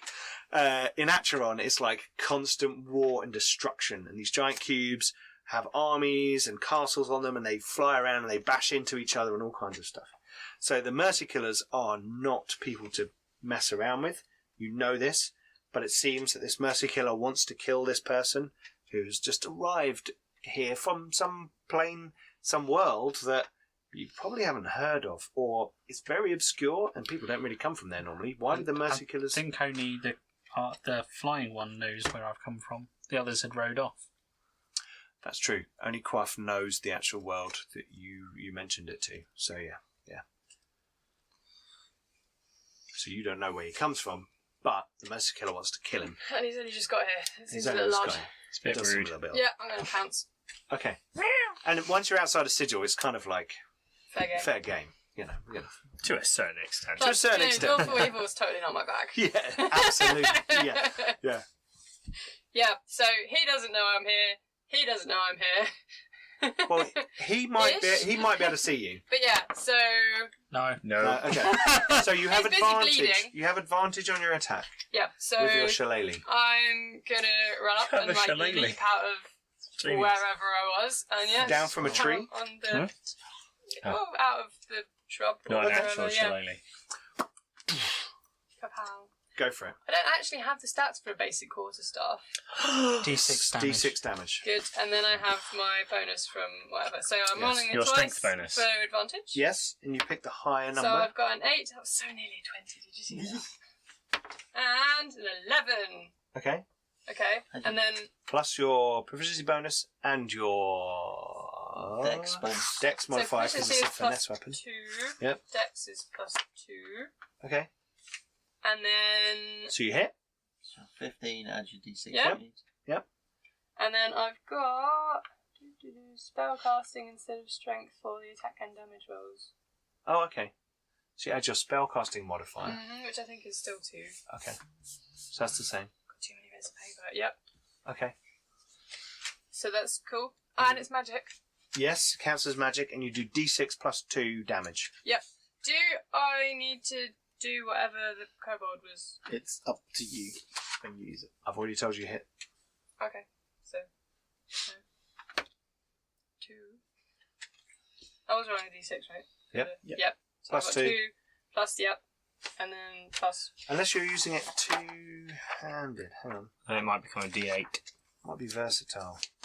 Oh, no, it says the weapons die becomes a d8. Oh, okay. Actually, sorry. Okay. So Attention. D8 plus 2. 6. So 8 Yep. points of damage. Okay. Bonk. You pop out of a shrub. Boom! Boom! You didn't see her. He didn't see you. You crack him on the head. Yep. And the skull mask is really just some sort of mask he's wearing. Cracks and like falls off his face. Mhm. And he's like, oh, he's got a big welt growing on the front of his face. He is not dead. So Yet. I can attack him. So I can just run up to him and hit It's him. my magic missile. Oh yeah, sorry, magic missile. Yeah, sorry. Okay. Do your magic I've missile. already. I have. He was I doing rolled it- for oh, it. yeah, I've sorry. actually been waiting. Sorry, Yeah, okay. sorry, Roger. 13 damage. Okay. Your magic missile flies across the space between you, and purely only because of the distance you get there just after Echoes crack with a stick. You weren't aware of her as well. And as your magic missiles pummel its body, falls over backwards, its body rupturing, the force damage, you can see this horrible kind of bruising coming up across his body, and it kind of collapses on the floor, dead. And then the hippo charges through the trees. And everyone's kind of stopped fighting. I shall slow to a stop. I shall stand up and look inspired. To be honest, I'll probably run. I've no idea that he's He's not trying to kill me. Oh, that's true, I have no yeah. idea who any of these people are, Yeah, other yeah. than the flying one, and I Yeah. kind of. Well, the these flying two one's there. coming back. But So yeah, I'm running. Quaff has I'm got literally just chasing everybody him. else. And you were a bit of a you weren't right next to him, were you? No, A little way away. But so if you I've charge run- into yeah, the yeah. area, he's like, Yeah, yeah, no, "Whoa!" I'm just you gonna- run I'm just gonna away. You run. run Well, at towards. least didn't shoot me. You're a big Yeah. scary thing. I'm just legging it. At So this you run away from the GIF, but you run towards Jophiel, who's kind of near, Hi. and you recognise this person who helped you, and Quaff arrives back and Wait, stop running. sort of lands. It's like, And I will just run cleanly past Jophiel. okay, right, you start I running can away. totally catch you. I'll say to Quaff, Quaff, do you want to see if you can help him out? Should we talk to him? Hello, Yeah. hello, stop running. We don't mean you any harm. He's still running, and you have wings. Very well. He flies out in front of you and he says, "Stop, we don't mean you any harm. We want to help you. We're here to help. We've been sent. My friend Jophiel has been sent here to deliberately, for the very specific reason, to find you and help you." Why would a king want to help me? A queen, sorry. A queen? Look at the metal. That's got to be one of the richest people I've ever seen. He holds up his trident, which is made of metal. I think. God, you're all rich. I think you've come from somewhere unusual, and we need to have a conversation. Look, you're What are you safe. talking about? This is the Outlands. Do you know where you are? I was in. I'm going to assume somewhere just outside of Tyr. Okay, I think we need to have a conversation. You're on another plane of existence right now. What? Am I dead? Not yet. No. Some people might say you are. Say we're all dead. Anyway. You will be. Come, sit So- down. I'm no queen. Who's that? Who are you? What's that? What's with the? The Okay, cat that's person- What's true. with the got- massive one? The cat person's gone on. What's that? I'll say, pointing at the We little just saved lizard. some people out of the water. Don't worry about What the hell was that thing with the other rich guy one with the metal? And where did all that come from? I will say, pointing at the water. Okay, and I think there we will leave it for tonight, as you guys have all come together on this island in the Outlands, Hearing someone asking a lot of retarded questions. and you have saved the suffering one from And some little elves. and some little elves. We've had trauma, we've had bloodshed. ridiculous questions all over the place. Absolutely. Cool. Okay. Fairly Well. valid questions from a perspective, I Oh, suppose. absolutely. Yeah, but to you lot, they absolutely. sound insane. They do. So, thank you very much for joining us. That was the first episode of our new show. Very excited to see where this goes. Thank you, guys. I enjoyed that. Please don't forget to check out all our social media. We've got links below, and you can see our little logos at the bottom right-hand corner of the screen. Also, check out the Thornless Rose. All their cool stuff with leather and lasers. There's something in there for role players, LARPers. I think they're doing War laser. gamers. Yeah, war gamers, Yep. laser They've cut got like, tray these table things boxes for. that you can keep all of your Yeah, stuff in. that's and- really cool. yeah. That's coming soon. So there's going to be a Kickstarter, and we'll be shouting about that when it happens. And also, please go and check out our charity donation, Just Giving page for Diabetes UK. Even if you don't live in the UK, it's a great cause. It affects lots of people, so please go and check that out as well. Also, go and check out our other shows. Yeah, See you next please. time. Yeah, in 2 weeks' time for more The Darker the Cage. Maybe some answers to the questions. Maybe. Maybe not. Bye. Bye bye.